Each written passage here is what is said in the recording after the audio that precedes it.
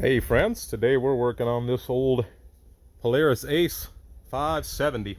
Good old single seater. I think this applies to pretty much every Sportsman 500, 550, 570, Sportsman Ace.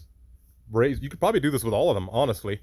But this particular unit is an Ace. We'll call it Frozen Redneck Day.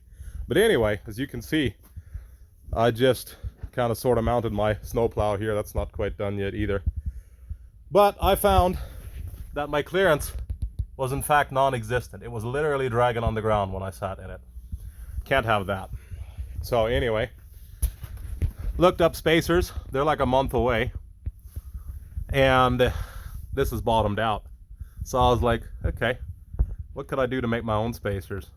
Lo and behold, these springs, they're pretty weak springs anyway. I feel like there should be stiffer springs on there. But anyway, I went ahead, grabbed me a 2x4, had to trim a little bit off one edge because it's only about 3.25 inch space in there, in between there. Took my measurements, slotted out the inside. I don't know if you can tell or not, probably not. But here, let me see if I can give you some light. There we go. I slotted out the inside. And anyway, you won't be able to tell because the bushing's in the way, the rubber stop. But I slotted it out for the stem. Slotted it out in there. Took my measurements, about 5/8 of an inch, I think. And like I said, about 3.25 wide. And then I did about 4 inches deep to bottom it out on there. Put a couple screws in here to keep it from sliding around. And even for the heck of it, put another screw in the back, zip tied it to the frame. That way it can't slide out. And now we've got the most redneck 2.25 inch spacers, probably about 2 inch spacers on the planet, because they cup up in there a little bit as well. And now bounce it around for a while, they'll imprint in the wood and should stay in place all on their own already, top and bottom. But hey, we'll see if this works. If I post this video, it must have worked, otherwise I won't bother. If I get going and after a day of snowblading those blocks are broken, worst thing that can happen here, literally the worst thing that can happen here, is these blocks fall out. That's it. But they probably won't, honestly. I wouldn't be surprised if they stay right where they are. This one was a little thicker actually than the other one, but that's fine. So anyway, we'll see how this works. I figured this might help somebody else if they're trying to figure out what they could do. I just put some screws in there to keep my spring centered.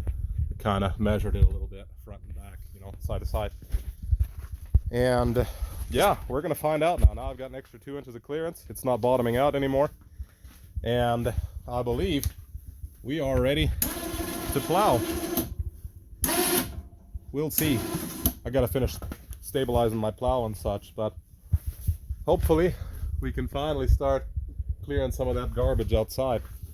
Again, heck of a redneck deal, but I'll post this video once it works, at least for a day or so, at least a few hours or a job or two of clearing snow.